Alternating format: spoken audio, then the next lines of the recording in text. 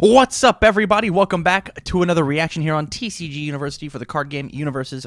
My name's Tam, and today we're going to be talking about the 2020 March State of the Games Standard Legality and Ban List update. So, I have not seen anything. I got the notification at work, and then I rushed home as quick as I could and told James to set up the podcast, and we're ready. We're gonna roll, and so I'm gonna be showing you guys as well as showing me my first genuine reactions. So we're gonna jump over to the other screen as I attempt to read some stuff. So out on the Jasco website, which is jascogames.net, you can find all of this really rad stuff.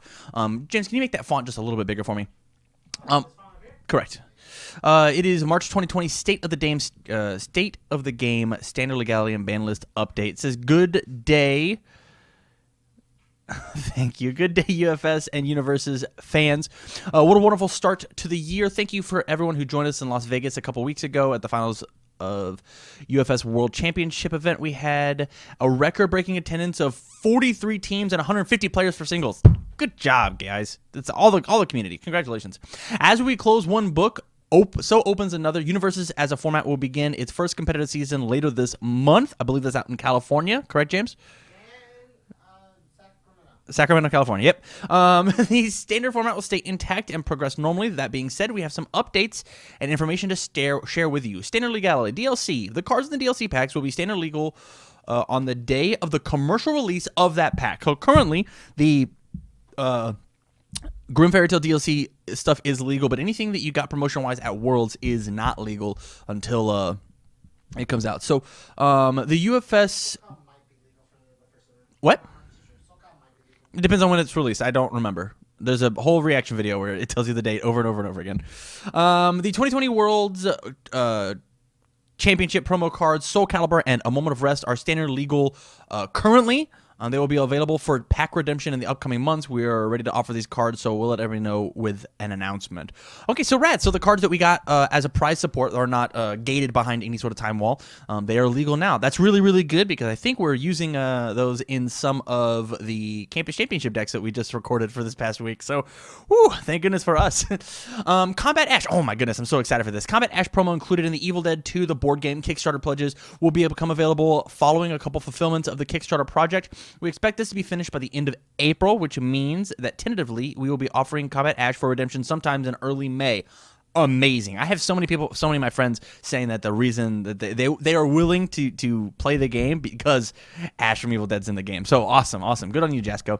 With this timeline in mind, Combat Ash will be legal in the standard format June 1st. Perfect. I think that's totally fair. I really appreciate them getting out in front of this and letting us know when this character is going to be legal. So good job once again. Full art select format characters. Players have been asking for this for some time now. In the past, full art select format characters were not allowed for tournament play for multiple reasons. To begin, the concept behind these cards was they were for stores to keep in order to host sealed or draft events. The second reason is that the normal character fronts can be seen through mini card sleeves, and if used in decks. However, because we've begun to enforce the use of fully opaque sleeves with the incorporation of two different card backs into tournament play, we see no reason to continue to limit the full art select format characters in tournament play. As of Friday, March 6th, so tomorrow at time of recording, players will be able to play using full art characters. That's so awesome. Good on you, Jasco, for having the forethought. I didn't even think about the full art stuff. Does this mean that we're going to be printing off more full arts in order to play the game? I don't remember if the last pre-release had the full arts. James, do you remember if the Libra of Souls had full arts for the characters? He does not remember. I don't believe so. I don't think so either. It was the Black Hollow ones, right? And that's what we played our stuff with. So that's interesting that they're bringing this back up. I want to know. I would love to hear from somebody from Jasco down in the comments or on the post proper about are we going to be getting the full art sleeves, even if it's back to like redemption. You know, I don't know.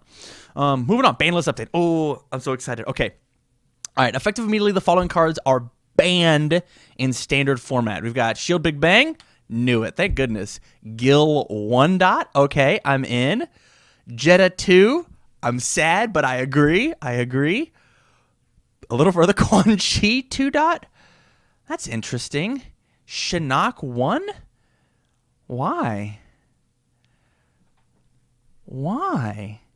Okay, so before we read their stuff, and we're gonna read it, I'm gonna see what are my initial thoughts. So Shield Big Bang, that card needed to go. That card is statted out of its gourd, and it just did a little too much. Where there's no reason for us to play any other attack besides Shield Big Bang. Gill and Jetta. I've heard the scuttlebutt, not just from players, but a little bit from Jasco talking about like their opinions on the character. And honestly, they're just kind of not fun to play against. That's really it. I don't think Gill is too overly oppressive. I don't think Jetta is too overly oppressive if you really truly know what you're doing. At the highest levels of competition, I think those two characters are fine. But I think Kitchen Table UFS, man, they're just so annoying to deal with +4 speed on everything or not having a staging area. Like you just have to play the game so differently against them. Quan Chi, I think this might just be a design issue. Like, hey, we can't make cool once per turn enhances if Quan Chi exists because he just abuses the heck out of him. And Shinnok, I think it's really not fun to be told you can't tell somebody no. Like he just kind of gets to just have some free stuff and just play for free. So I think that's what we're gonna say. We're gonna talk about we're gonna read what they say. So Shield Big Bang was designed with the intent of possibly being able to be played at 2 or 3 times a turn throughout the use of the life form ability. It is clear after the overwhelming success of Shield Big Bang at the most recent World Championships. Congratulations, Mark Tyner, as well as I believe Mark Tyner and Scott Simon were playing it in their decks as well. That Shield Big Bang has the potential to be played at a staggering high number of times and in a deck that is easily able to have the tools to protect it at hand. There were answers to the card. It was clear that they were not numerous enough or widely accessible.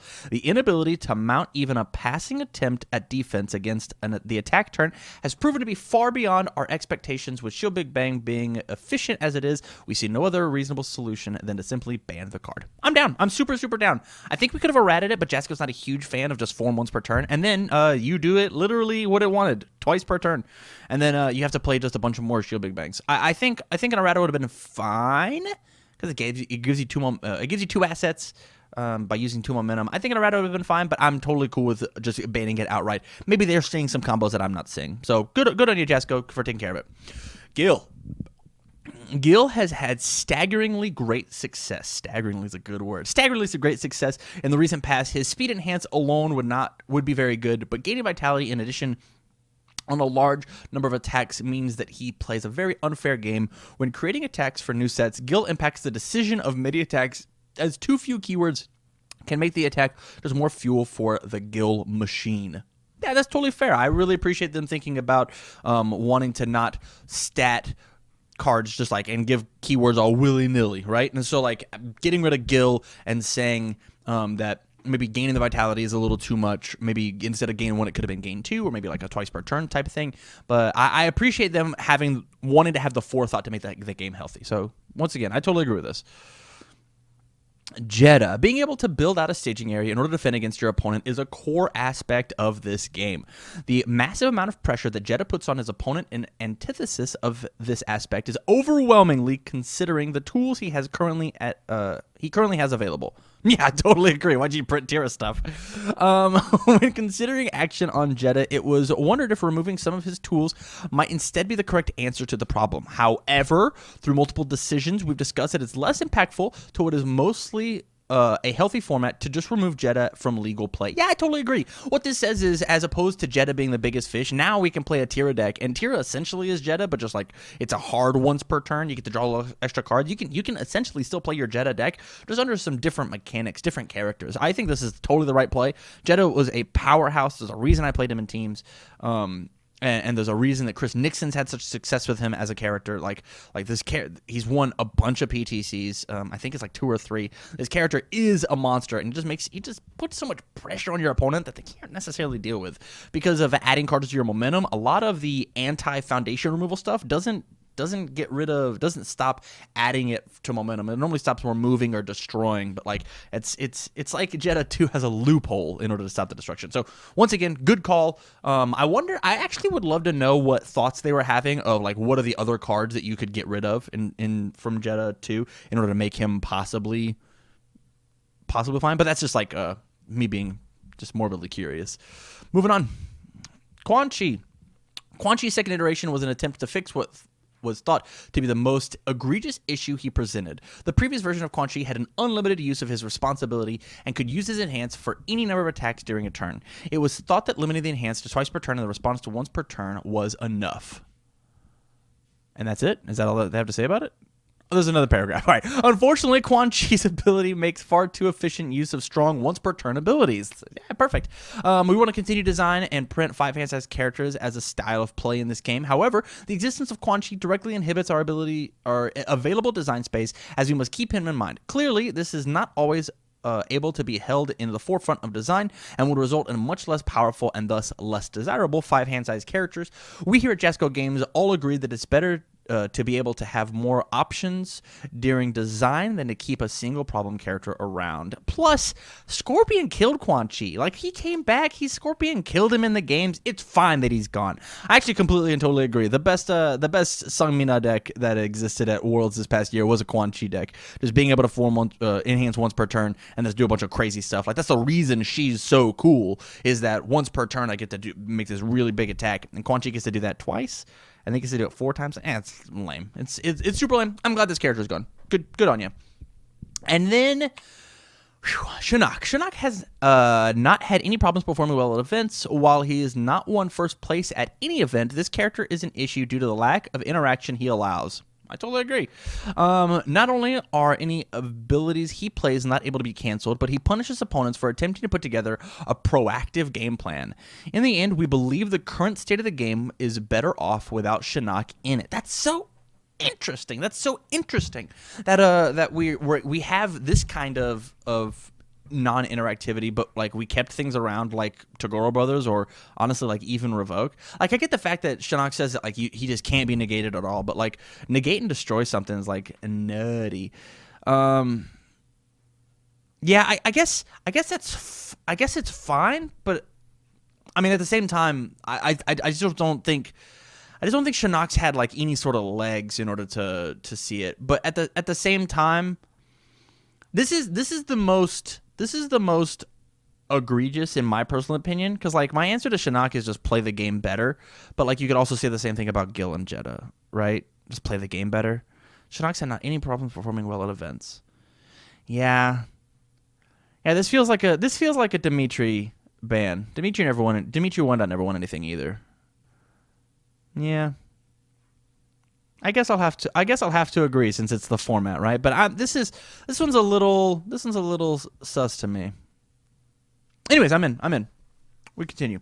New term. Oh, hey, look at that build. The term build is being added to the LGR. You've probably seen it appear in recent few cards that have passed product releases. Yeah, just K46 to quote build a card is to add that card to your staging area. Now, it's interesting that does that mean we're going to be saying build face up or build face down?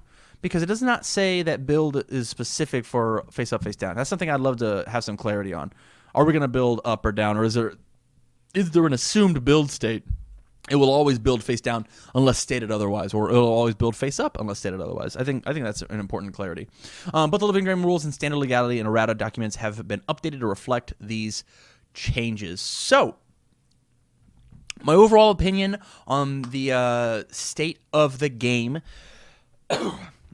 I like it. I think it's actually incredibly healthy. I am not sure I'm in love with the fact that we didn't get some real easy erratas.